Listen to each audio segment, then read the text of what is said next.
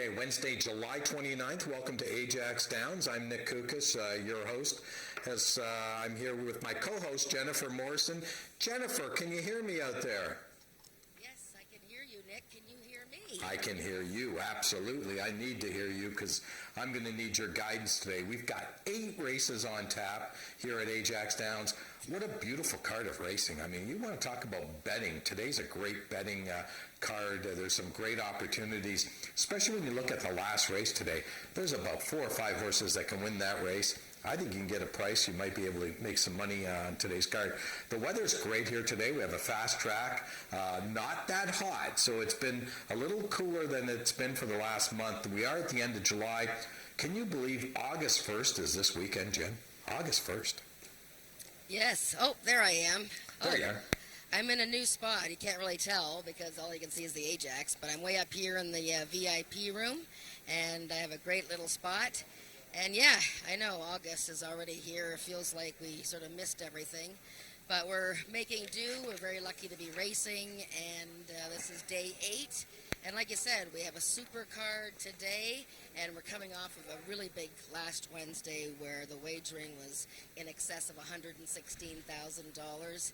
And I hope today is another good day. And then next week, Nick, of course, is the Princess Derby final, plus hopefully, fingers crossed, that there'll be a match next week, Country Boy 1, 2, 3, and Had to Be Ivory.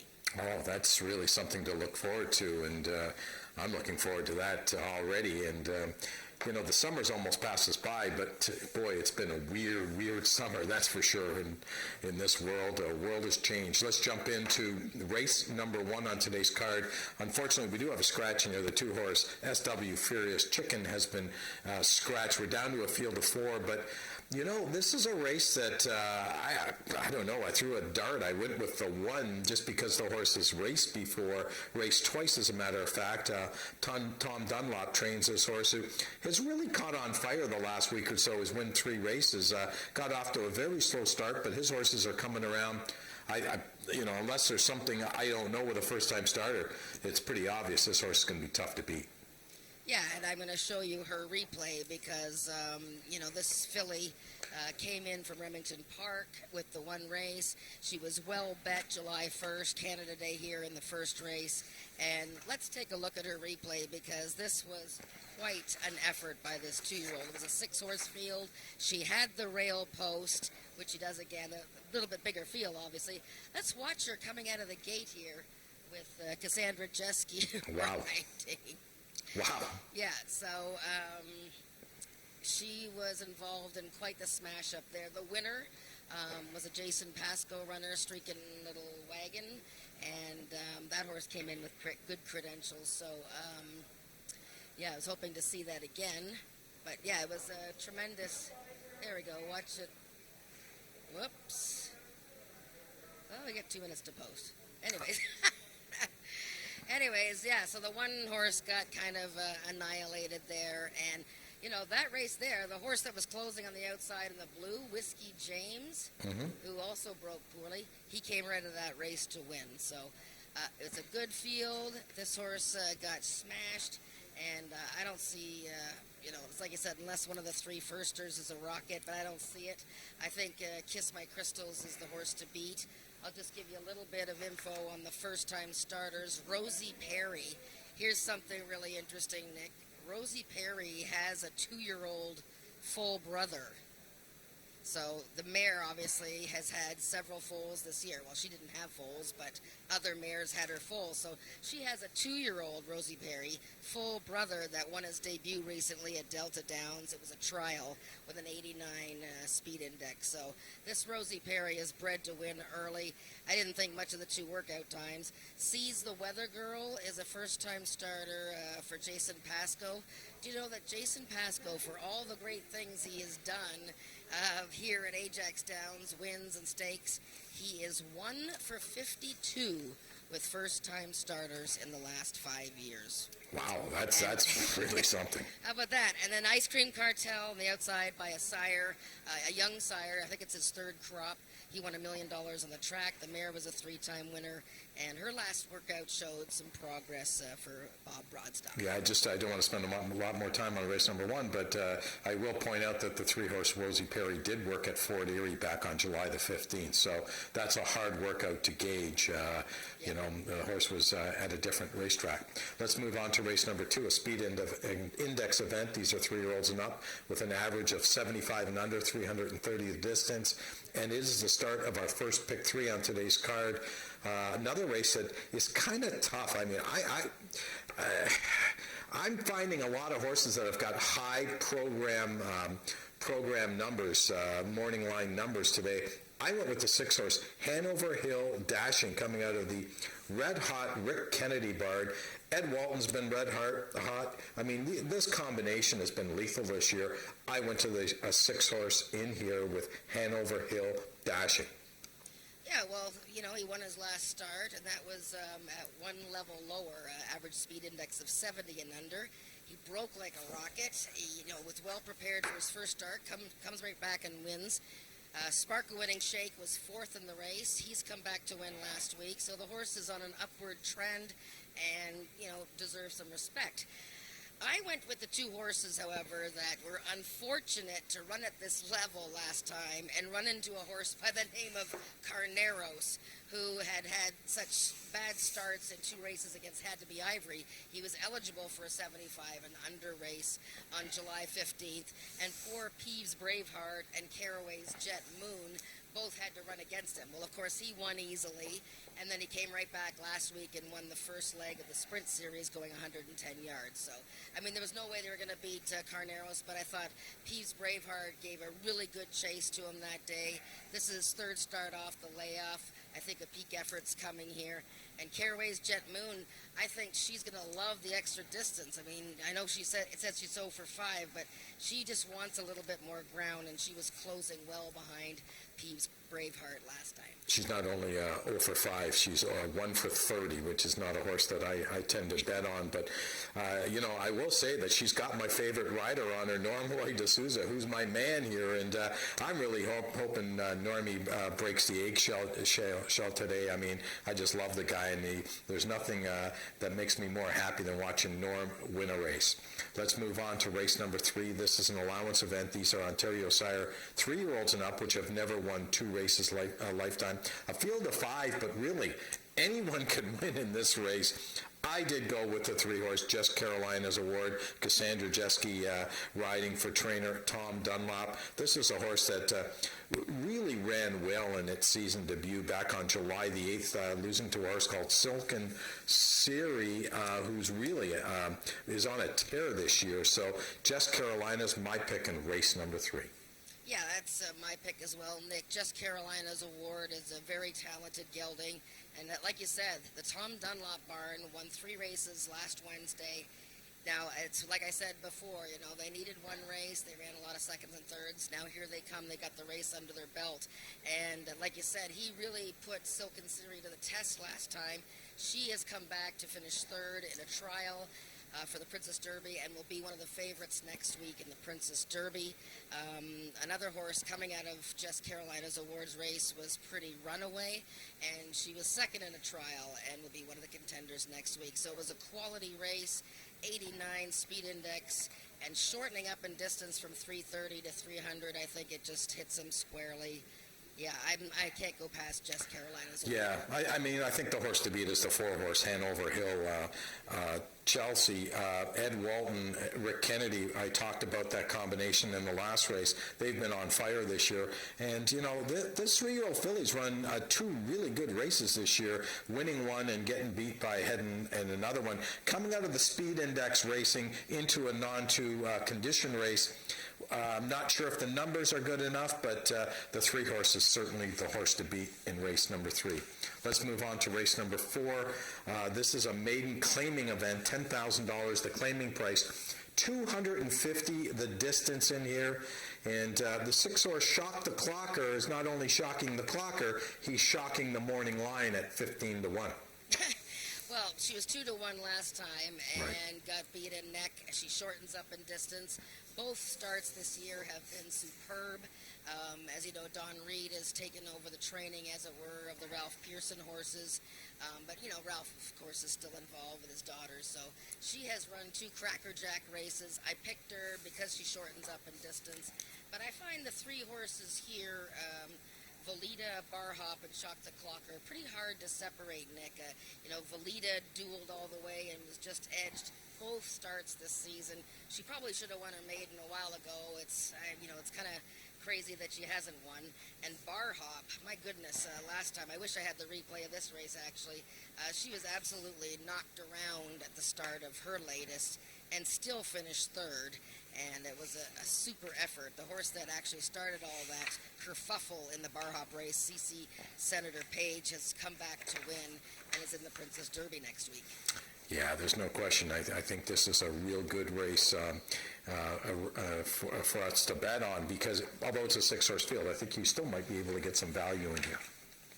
Let's move on to race number 5. This is an Ontario Sire maiden event, 3-year-olds and up, 350 the distance, and the start of today's pick 4. And I like the pick 4 today because I think there's could be some prices in here. This race is a real tough race. I landed on the 7, just a wee drink. The horses run fairly decent. Cassandra Jeske takes over the riding assignment today for trainer Don Reed, who's looking for his first winner this year. Don, has been on the sidelines the last couple of years and now comes back to training. He's just too good of a trainer to be an over. Well, I mean, and he's had 8 starters, 2 seconds and 4 thirds, and he's got a nice filly in the last race as well. So, yeah, it won't be long. This is another Ralph Pearson horse, Just a Wee Drink. Thought she closed okay in her last start. I actually didn't pick her in the top 3. I really like a horse in this race. Might be my best bet of the day, I think. But I'm going to show you that horse, and I'm going to show you the replay. This is a July 15th race, the 7th race, and we'll be looking at the horse in post 7, and her name is I.B. a Baby Bee. So let's look at the 7. She'll be in the red, white, and blue silks. Whoa. So she actually broke open the gate before the start too, so there was a bit of a delay. This is her first start since October. Joe Tavares horses getting a late start this year. I mean, this filly doesn't give up. No. I mean, she runs a tremendous race this day. Heroes Return is the winner. Shock the Clocker is second. And that horse, Heroes Return, if you see the head-on of it, it's a lot worse, the head-on. Heroes Return actually isn't disqualified because he's ahead of the 2 horses. Look at this. Mm-hmm. But knocks the hind end out of I.B. a Baby Bee. So for whatever reason, Heroes Return, he got to keep the win. I guess it was kind of a marginal call, but tremendous race by I.B. a Baby Bee. And she's my best bet. I'm just going to watch, if we can just play it one more time, guys. Princess Leia is also in the race, and she's in post 9. She broke way outward there, which is what first-time starters tend to do. This is a very good-sized filly, and, she was trying to put in a run there, lost her path towards the end. I expect better things from the 3, Princess Leia. Yeah, and I just want to remind everyone about this horse as well. Joe Tavares, although, if you look at his record this year, he's only had 4 starts and he's had 0 wins and 0 seconds. Joe is an iconic trainer here at Ajax Downs. I mean, he's been around for a long time, has won probably more races than anyone here at the circuit, and, he's a real good horseman, and don't be concerned about his start. He's going to end up a lot better than his start, obviously, but he's going to end up strong, Joe. And Joe's a very sharp guy, so don't be afraid of that. Let's move on to race number 6, a speed index event. These are 3-year-olds and up with an average of 85 under. We do have a scratch in here. The 6-horse Hanover Hill Stoley out of the Holly Porter barn has been scratched today. We're down to a field of 7. But again, this is an impossible race. I mean, Jennifer, give me your best in here. Well, on class, she hasn't raced this year, but I picked AJ Chicken 15. Mm-hmm. She's a little powerhouse, and she's made a lot of money for Milena Fitchin. And interestingly enough, AJ Chicken 15 has a foal this year, except she didn't produce the foal. Another mare gave birth to a daughter of AJ Chicken 15. So AJ Chicken 15 has been taking her time getting back to the races. We see the one recorded workout there. You know, last year, first time out, she got beat ahead to Ghost Pines and ran 102 speed index. You know, if she's at all ready, AJ Chicken 15, I think this is her race to win or lose. But, you know, that's a kind of a big if, I think. She's a 5-year-old mare now. Yeah, it's hard to say, but she's the horse I'm leaning to. Who did you pick? Well, I picked her as well. I mean, what caught my eye was back on April the 20th, this horse was at Remington Park. She breezed down at Remington Park, breezed really well. So although she's making her first start this year, she was at Remington, it looks like this winter time, and she did breeze pretty well that day as well. So or maybe am I wrong there? I may be wrong. You know what? I think I'm reading this wrong. This horse breezed on the 20th of April, 1918. So just disregard everything I've said, okay? Me bad. That was not too smart of me, but I do have little brain cramps once in a while. No, she wasn't in Remington Park. I take that all back. She did breeze here on July the 12th. Breezed pretty well that day, and she is the class of the race. I did go to her. My second choice is the 5-horse Ice and Snow. Tony Phillips riding for trainer Barry Wood. This horse is coming off a victory back on July the 8th. Well, I loved Ice and Snow that day. That was just a beautiful, beautiful race. He didn't win by much. Isa Dexter put up a good fight, but that was his first win since 2018, Ice and Snow, and he was dropping to a level that was perfect for him, and now he's up one level. I think It's Sweet to Be First deserves a look in the 6. If you're playing a pick 4 and you don't want to zoom in just, you know, using one AJ Chicken 15. No, you don't. I think you got to spread them, Nick. I think you got to use It's Sweet to Be First. He had an excellent effort in his season opener, and note that he won second time out last year. Right. And Albert, I mean, Albert probably wants a bit Tough race. But yeah, Albert is a contender, so, you know, I think you got to spread them in that second leg of the pick 4. Sure, look at a horse like I Think Icon. I mean, this is a horse making his first start this year. I mean, he's made over $53,000 lifetime. He's no slouch. And Albert, of course, has made over $130,000. So this is a real tough race. That's why I like the Win 4 today, because I really think there could be some prizes. Let's move on to race number 7, a speed index event. These are 3-year-olds with an average of 95 and under, which is really a huge number. I mean, you're basically talking about all the best horses on the grounds that would be eligible for a race like this. 350 the distance in here. Easy Street, again, not sure why he's 10-1 morning line, but, you know, this is a horse that, you know, he hasn't really run a 95. I mean, the highest he's ever run is a 91, so maybe the morning line person that was putting this together thought, well, you know what, he's never run these kind of numbers, and there are horses in here that have run triple digits. When you look at horses like 5-Bar Fandango, Maryland Magic, I mean, these horses are pretty tough. Another tough race.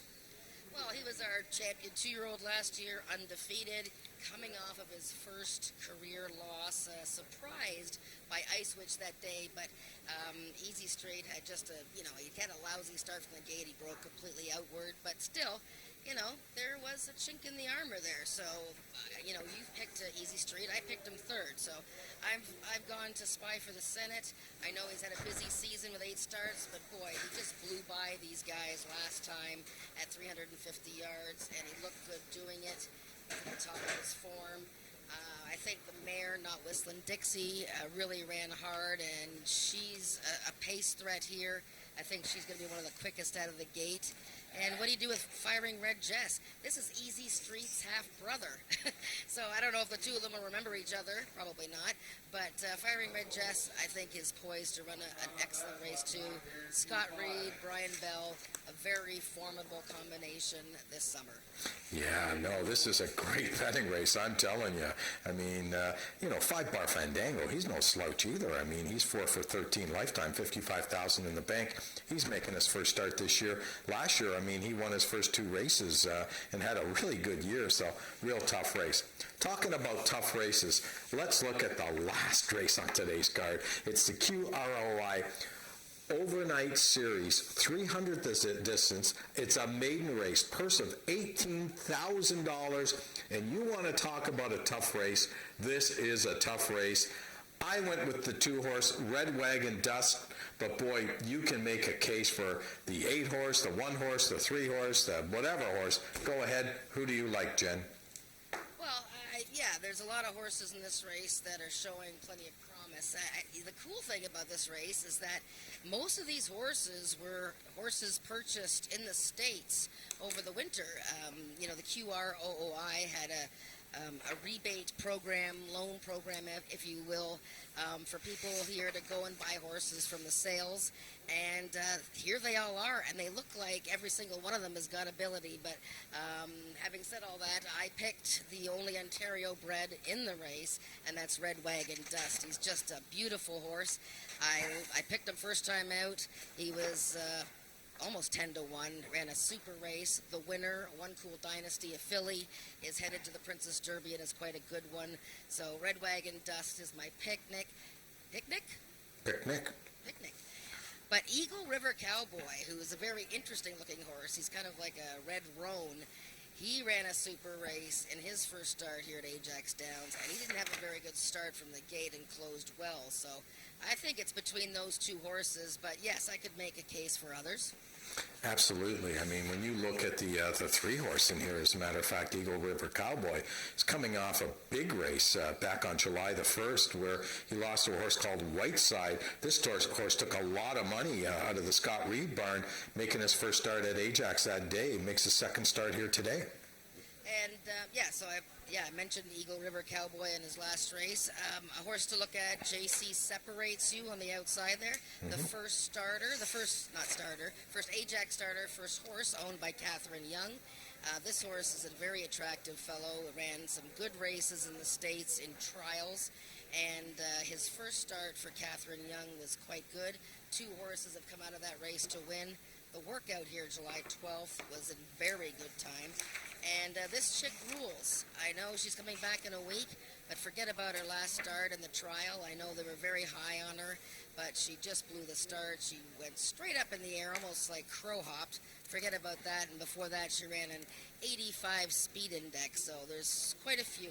Marianita CSJ on the rail. I don't like her rail post because she didn't break that well last time. And she does get a bit more distance, though, and I think she's a horse that will get better with more distance. Okay, that's our review for today. Before we take it up to Frank, Jennifer, do you want to mention what's coming up here at Ajax Downs over the next couple of weeks? I know we've got some exciting racing.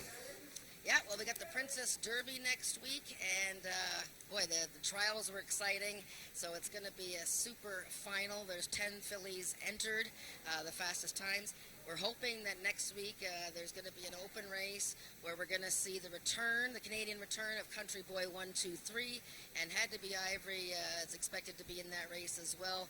And this is the championship season now. I mean, we're only on race day 8. But, we're motoring right into the season, the stakes races. So keep an eye on these horses. Some of these 3-year-olds you're going to see in September try for the Peacock Derby. So every day is an important day for these horses and these horse people. Thank you very much, Jennifer. Thanks for the update and our future of racing here at Ajax Downs and Quarter Horse Racing. I just want to remind everyone post time is 12:55 today, and thanks for joining us on Talking Quarters. Jennifer and I will be with you throughout the day giving you our insight.